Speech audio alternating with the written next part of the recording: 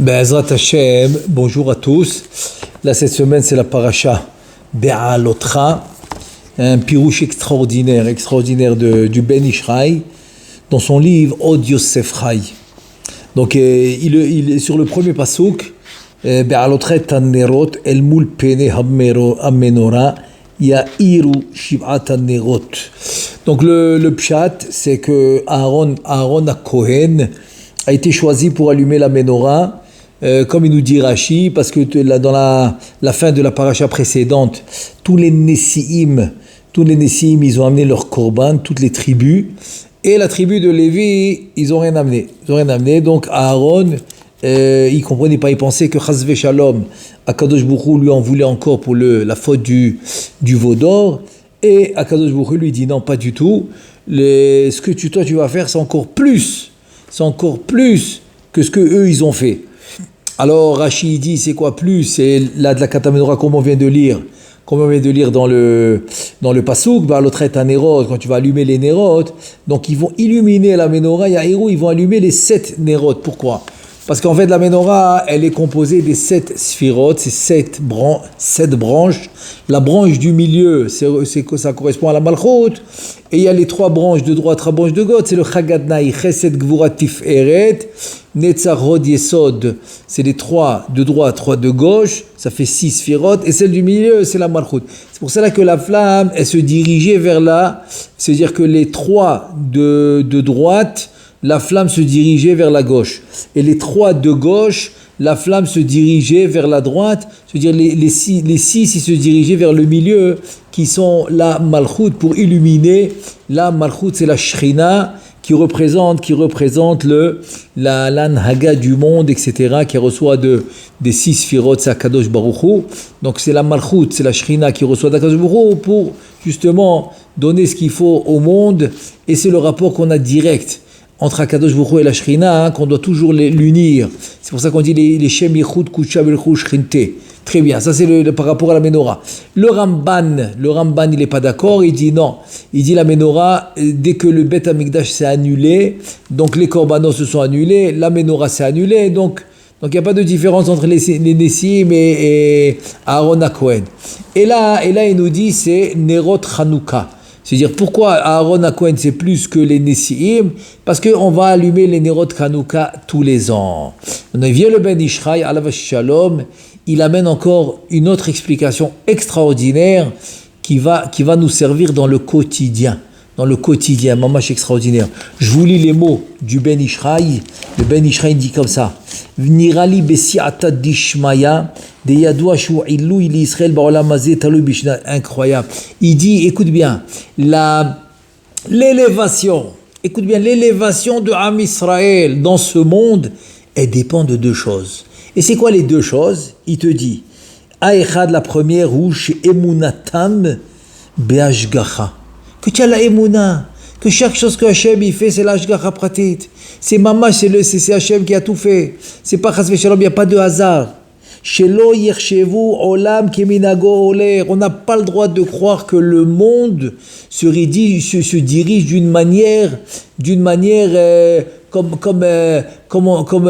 dans l'Afrique du Nord, ils avaient l'habitude, les Arabes, de dire makto. Makto, c'est dire c'est des choses qui sont écrites. C'est le hasard. Il dit pas du tout. Ne pense pas une seconde que tout est fait selon la nature. Et là, tsarir she'aminu de'akol na'asa be'ashgachato yitbarach ve'ateva masur beyado yitbarach ve'kasher yahpot yitno. C'est-à-dire en 2 mots, c'est que tout est entre les mains d'Hachem et la nature elle-même est en les mains d'Hachem. Et c'est lui qui va tout décider. Ça, c'est la première chose. Cette première chose, il faut bien l'approfondir dans le sens que il faut bien comprendre de quoi on parle. C'est un peu comme Rabbi Hanina ben Dosa, que sa fille, elle vient lui dire on n'a pas d'huile pour allumer les nérotes de Shabbat. Et c'est très très connu comme Gemara. Qu'est-ce qu'il lui dit? C'est pas grave. Qu'est-ce qu'on a? Elle dit, on a du vinaigre. Comment ça tu allumes du vinaigre? Oui, mais c'est quoi la différence? Il comprenait même pas c'est quoi la différence. Celui qui a dit à l'huile d'allumer, de s'allumer, il va dire au vinaigre de s'allumer. C'est quoi? Il comprenait même pas la différence tellement cette notion était claire pour lui. Il voyait aucune différence. Si tu mets la mèche Ok, tu mets de l'eau par exemple, par-dessus tu mets du vinaigre, ou tu mets que du vinaigre et tu mets la mèche et tu l'allumes, ou tu mets de l'huile, tu mets l'eau avec de l'huile, tu mets que de l'huile et tu l'allumes la mèche, il ne voyait pas de différence. Et alors elle a fait ce qu'il a dit, et voilà que ça s'est fait, et voilà que ça s'est allumé, Ça veut dire que quoi? Ça veut dire qu'on a la force finalement, avec la émouna, de transformer entre guillemets, ce qu'on appelle l'impossible. Pourquoi on l'appelle impossible? Finalement, l'impossible, c'est quoi? L'impossible, c'est parce que la nature et la société a décidé que selon les lois physiques, physiques de la nature, ça peut pas être possible. Donc ça s'appelle l'impossible. Toi, tu viens, tu dis, écoute, attends, de quoi tu parles? Toi, tu l'as appelé l'impossible. Pourquoi? L'impossible, pourquoi? Parce que tu dis, voilà, ça c'est les lois de la nature. Maintenant, selon ces lois de la nature, ce que maintenant j'ai envie de faire, c'est pas possible, parce que ça va contre la nature. Mais tu dis, attends, c'est qui dirige la nature? Il y a quelqu'un qui est en arrière de tout ça. En arrière de la scène, il y a quelqu'un qui dirige tout ça. Eh bien, celui qui dirige, il va diriger la nature comme il veut. Donc ça fait aucune différence. Que ça soit comme ça ou demain ça soit autrement. Ça veut dire que finalement, l'impossible devient possible. Tout simplement. Et là justement, je veux ramener le Ramban dans la fin de la paracha de Bo. C'est un Ramban de base qui doit nous servir d'une manière quotidienne. Il dit le Ramban, Umina Nissim Agedolim, tu sais, tous les grands Nissim, tu sais, toutes les choses que Akadosh Baruch Hu te fait, il te sauve quand ça va au-delà de la nature. C'est-à-dire, c'est quoi les Nissim Agdolim? Nissim Agdolim, c'est quand tu es convaincu. Quand tu es convaincu que c'est contre la nature. Alors ça, c'est des Nissim Gdolim, c'est des grands Nissim. Très bien. Amefur Samim, qui sont répandus, que tout le monde voit. Très bien. Il dit Adam Modé, il dit grâce à ça, l'homme, il va reconnaître, il va remercier Hachem pour les Nissim qui sont cachés. Shem Yesod HaTorah Kula. Ça veut dire quoi? Ça veut dire que selon le Ramban, c'est pas maintenant que demain, il y a un grand nes qui se passe, et je dis, Chaza Ishtabbar Shemo, et je reconnais, et je remercie Hachem, comme pour Kriyat Yamsouf, comme pour la mer qui s'est ouverte, comme pour la guerre qu'on bat Hachem depuis que l'État d'Israël existe, les guerres qu'on gagne, etc. Tous les miracles qui se passent d'une manière, on va dire, dévoilée. Ça, c'est pas ça, il dit. C'est pas ça le but. C'est pas ça le sod de la Torah. Il appelle ça Yesod HaTorah Kula.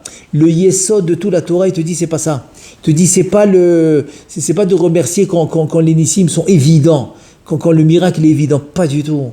Il dit, c'est de reconnaître les miracles cachés. Ce qui n'est pas dans le sens, quand je dis pas évident, par rapport à la société, par rapport à la nature, que le monde y vit par rapport à la nature, ça ne devient pas évident. Mais pour nous, Am Israël, il dit le Ben Ishraï, Be'alotchet Anerot, Shelcha Yoter Mishelahem. Tu vas illuminer dans le quotidien. Comment tu vas illuminer? Parce qu'en allumant la menorah, qu'est-ce que tu vas montrer? Tu vas montrer en fait que c'est pas la nature qui dirige le monde. Pas du tout. C'est qu'il y a une force cachée. Cette force cachée, il y a Héros et Chivatanerot. C'est cette force cachée, celle qui va donner la lumière dans toute la création totale. Et comment elle donne la lumière? C'est quand le juif va venir, il va reconnaître les miracles cachés. Il dit le Ramban, She'en l'Adam chelek betorat Moshe Rabbeinu. Il va très loin.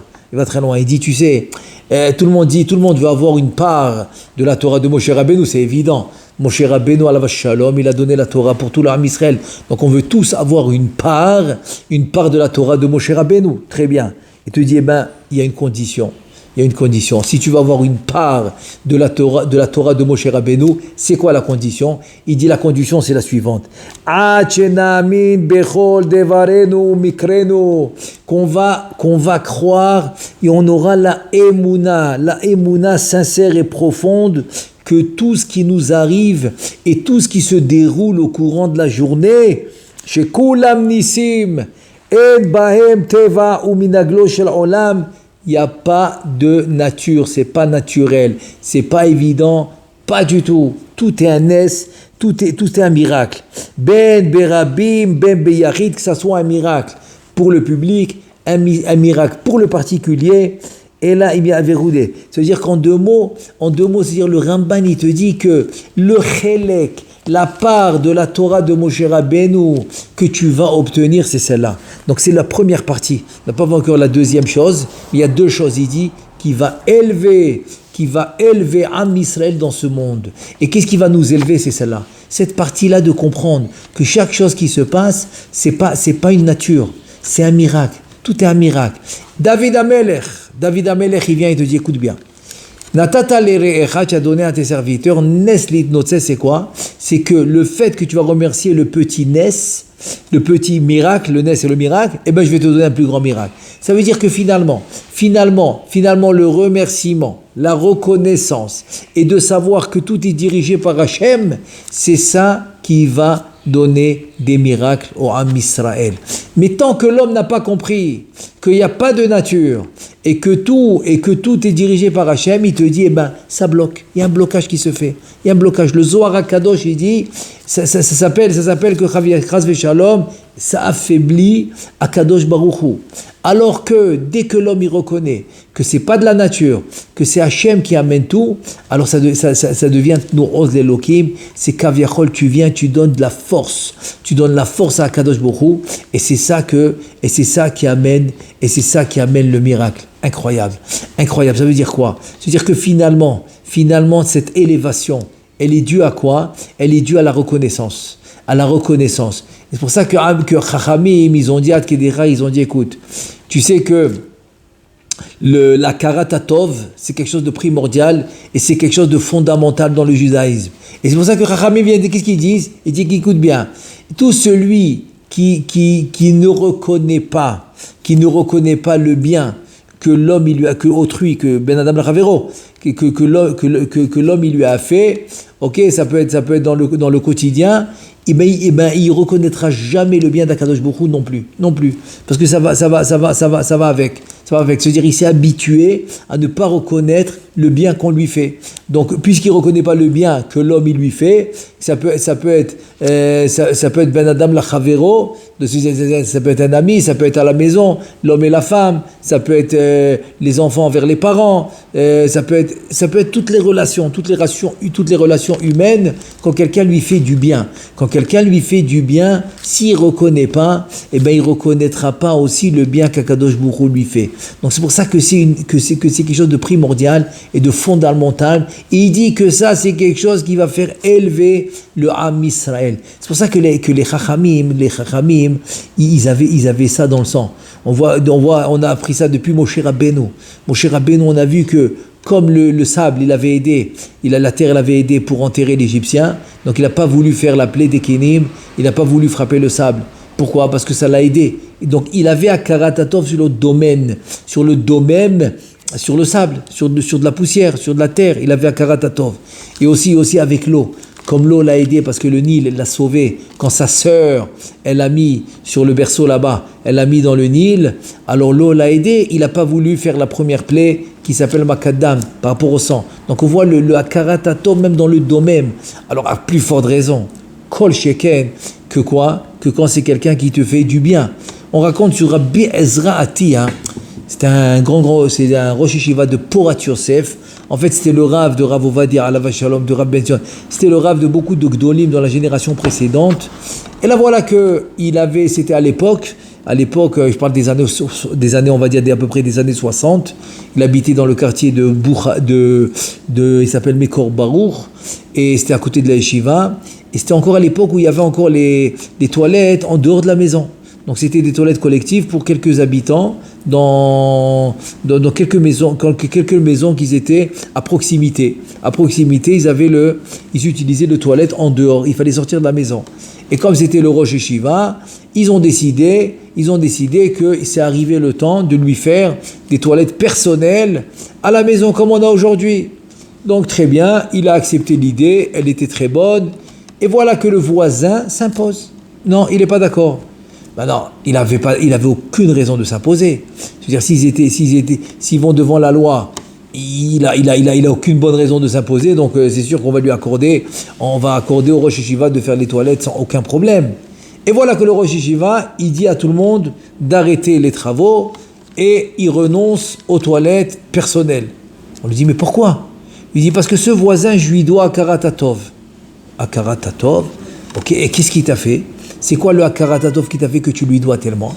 Et là, il raconte un truc incroyable. Il dit, un jour, j'étais dans la rue, et je cherchais une rue, et je rencontre mon voisin, et je lui demande, où est-ce qu'elle est la rue? Il me dit, voilà, là-bas. Il me l'a pointé, il m'a montré la rue. Et bien, depuis, je lui dois Akaratatov. Regarde de quoi on parle. Une fois, il lui a pointé la rue, il lui a dit, voilà la rue.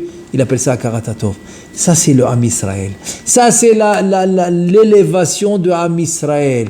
À cause d'un Akaratatov comme ça, il a renoncé à quelque chose on va dire dans le... Aujourd'hui, c'est comme tu dis à quelqu'un, maintenant je te mets les toilettes dehors. Bah, attends, c'est même pas dans les rêves. Même pas dans les rêves. Je veux dire, là, aujourd'hui, c'est devenu la base. La base de la maison, c'est que les toilettes sont à l'intérieur. Je veux dire, c'est même pas discuté. Il a renoncé à ça, alors que c'est un besoin quotidien qui peut inévitable pour Akaratatov. Donc on voit un peu cette on va dire, c'est de la sensibilité. Cette sensibilité qui vient grâce à Akaratatov, qui montre que quoi? L'élévation de l'homme, qui est sensible à la Akaratatov. Il dit, c'est comme ça que tu as Chelek Betorat Moshe. C'est-à-dire, Chelek Batorah. C'est ton Chelek de la Torah, il dépend de ça. Il dépend de la Akaratatov, c'est-à-dire, il dépend aussi de la Akara, que tu reconnais que tout ce qui arrive, c'est Akadosh Baruch Hu. Il n'y a rien d'autre. Il n'y a rien d'autre qui peut... Il n'y a aucune force. En deux mots, c'est comme le bâton. C'est comme le Chafetz Chaim dit, c'est comme maintenant quelqu'un, le fameux machal que... Quelqu'un, il frappe son chien avec le bâton. Le chien, il ne voit pas grand-chose. Le chien, qu'est-ce qu'il voit, le bâton? Il a envie de manger le bâton. C'est tout. Mais il ne voit pas, en fait, qu'il y a quelqu'un qui attrape le bâton, qui est en train de le frapper. Donc ça, c'est la première. C'est la première des deux. Et je lis rien que les mots du Ben Ish Chai sur cette première qui dit comme ça. C'est quoi la définition? Dehainu. Tzarich ha'adam le'amin she'hashgacha na'aset al-yedei sibot. שיסבב השם יתברך סיבות אצל בני אדם כדי לעשות רצונו בהם עילת העילות וסיבת הסיבות. C'est-à-dire que Ben Ish Chai dit la définition de l'ashgacha que tu dois croire, c'est quoi? C'est en fait, la définition c'est la suivante. C'est qu'il y a des, comment dire, beshluchim la makom. Il y a beaucoup d'envoyés, il y a beaucoup de messagers que Akadosh Baruch Hu il utilise dans son monde. C'est-à-dire que quoi? Il y a toujours une raison. C'est-à-dire que si maintenant quelqu'un est venu, il t'a fait, ou Akadosh Baruch Hu, par exemple, il voulait, je sais pas moi, il voulait réaliser quelque chose. Donc il envoie quelqu'un, il le fait passer par ce quelqu'un. Donc ce quelqu'un, en fait, c'est pas quelque chose de personnel contre toi, pas du tout. C'est en fait Akadosh Baruch Hu qui l'envoie pour réaliser ce qu'il veut réaliser. Ça s'appelle Sibot. C'est ça la Siba. La Siba, c'est la raison. C'est pourquoi maintenant cet homme-là, il a fait ce qu'il a fait. C'est pas personnel. C'est pas personnel. C'est comme une fois, j'avais dit que dans le Yetzer Hara, pourquoi le Yetzer Hara jamais il abandonne? Il travaille 24 heures sur 24. 7 jours sur 7 jours, il est jamais fatigué, jamais. Toi, tu dors, comme dit Khamim, il dit, toi, tu dors, mais lui, il est réveillé. Il s'arrête jamais. C'est pourquoi? Parce qu'il se vexe jamais. Tu peux l'insulter, tu peux lui dire ce que tu veux. Jamais il va se vexer. Et comme jamais il va se vexer, donc tu peux faire ce que tu veux, il continue. Alors toi aussi maintenant, tu as la même, on va dire comme ça. On doit apprendre de lui. De la même manière qu'on voit, lui, il va jamais, quoi que tu lui dises, quoi que tu fasses, il va jamais se vexer.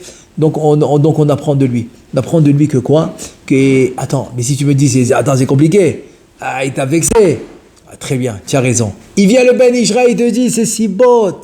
Il a ta ilot ve sibat ta sibot.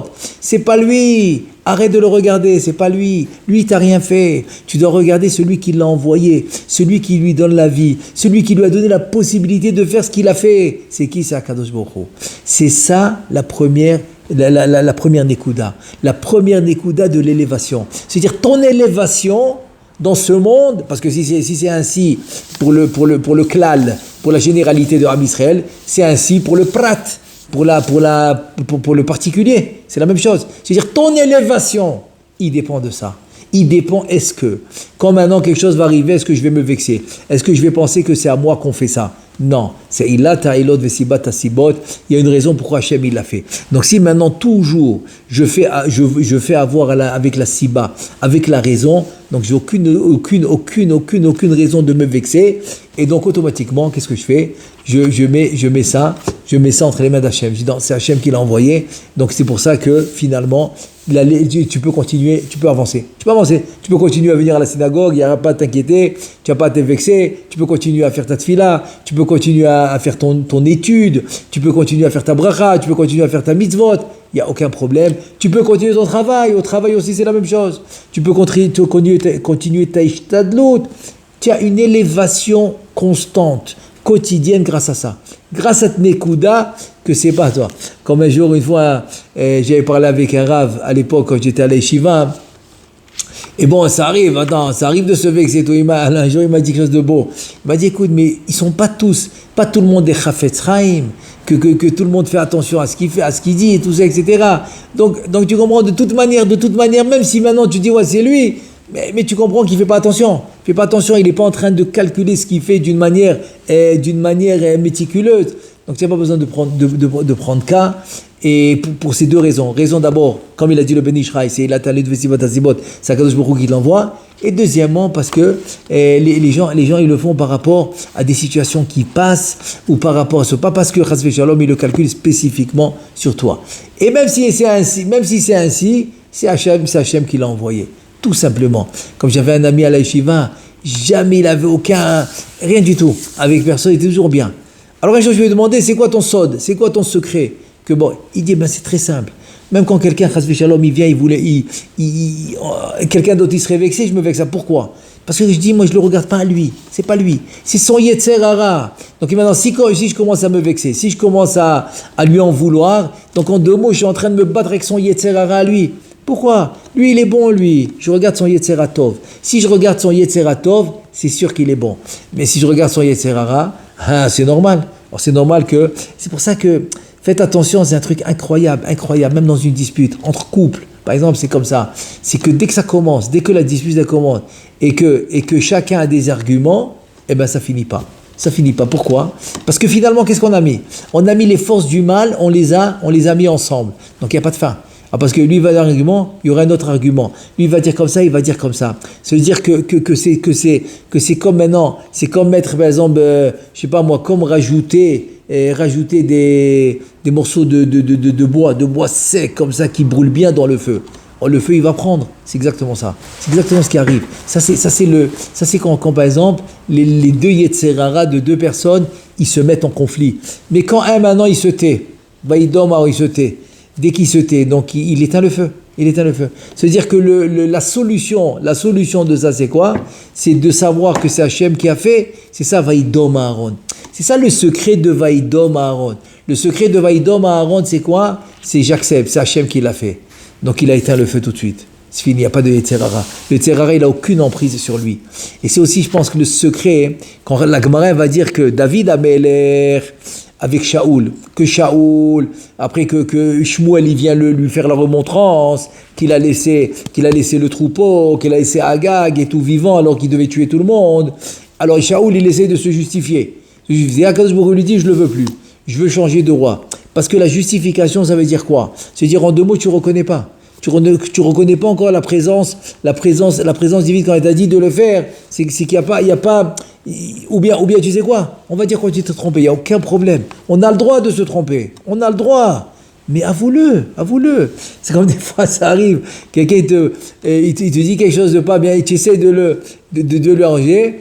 Non, il dit ah ouais mais c'est ce que je voulais dire, il commence maintenant à te prouver de ce qui ça t'amène où tout ça?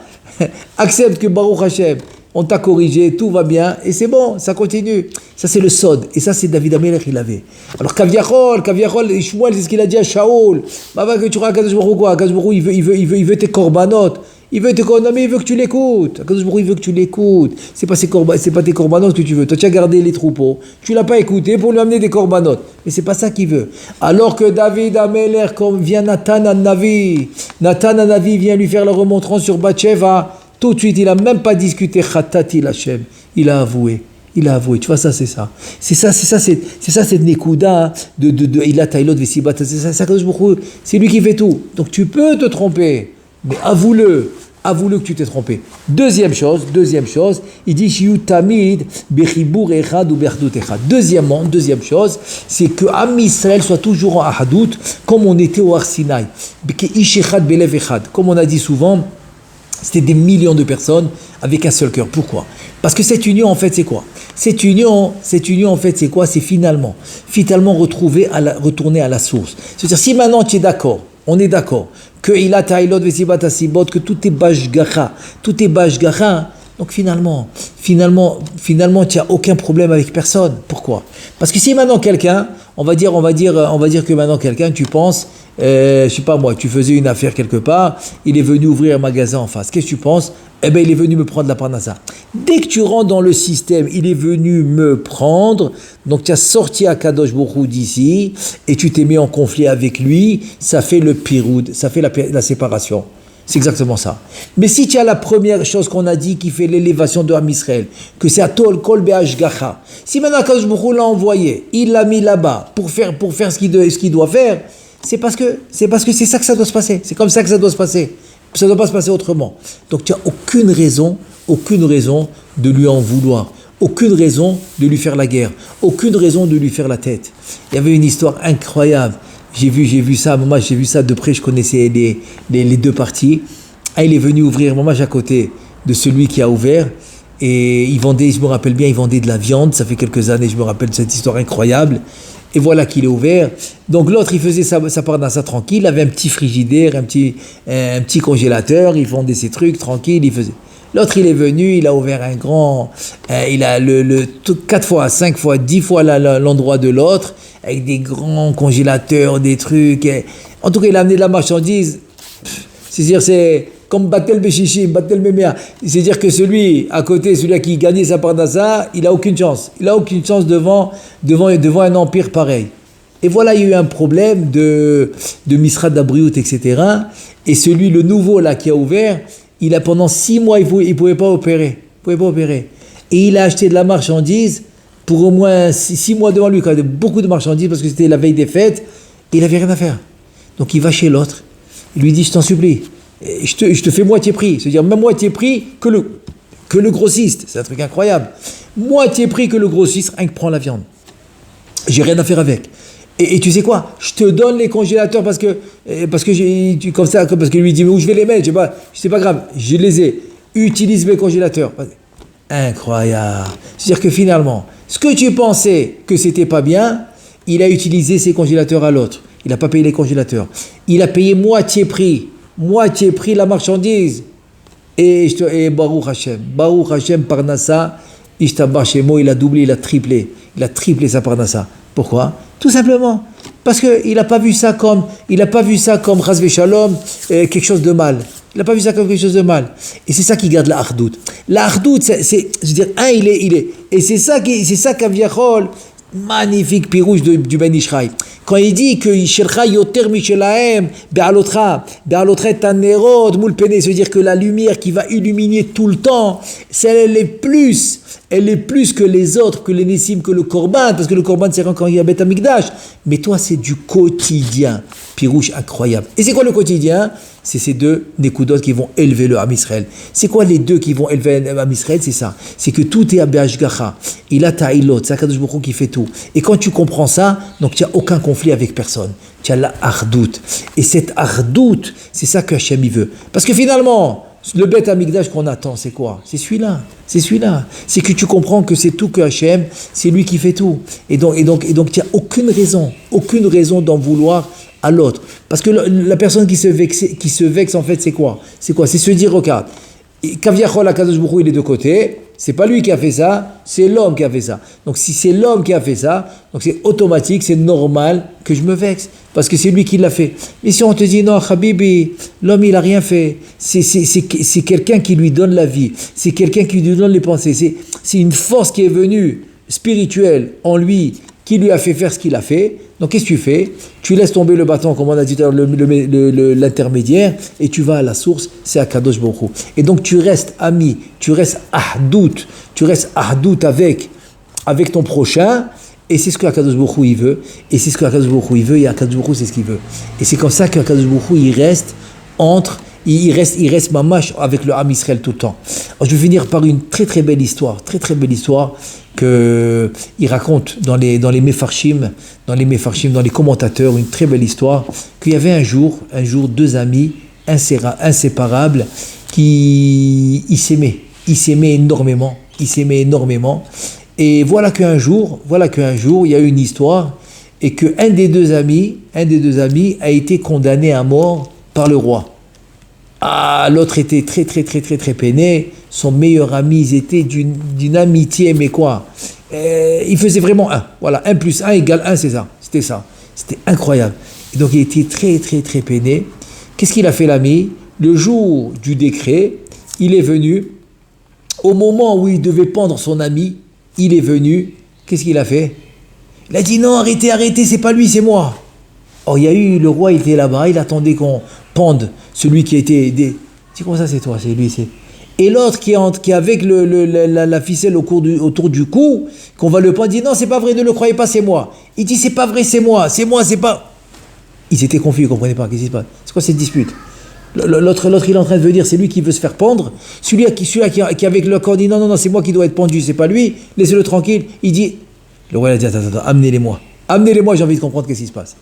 Amenez-les-moi, je comprends pas, là, il y a une confusion. D'habitude, quand un il va mourir, c'est pas, l'autre il va pas dire, non, pendez-moi à la place de l'autre, ça marche pas ça, amenez-les-moi. Et voilà que, il leur dit, il raconte, on a une amitié incroyable. Et alors l'autre qui est venu, qui voulait se faire pendre à la place de son ami, lui dit, écoutez, je vois pas comment je vais vivre après qu'il va être pendu. Ça va être impossible pour moi. Impossible de continuer la vie sans lui. Et l'autre il dit la même chose. Il dit, mais attends, mais si il te pend à toi, et moi comment je vais faire? Et comme ça, le roi il a vu ça, il a dit, mais c'est quoi cette amitié? C'est de la folie. Il dit, attends, c'est pas possible. Si vous avez une amitié comme ça, d'abord, je vais prendre personne, ça c'est sûr, oubliez, j'annule. Il a tout de suite annulé, et il leur a dit, s'il vous plaît, est-ce que je peux vous demander quelque chose? Ils ont dit, avec plaisir, Sa Majesté, avec plaisir, je veux être votre ami. Je veux être votre ami.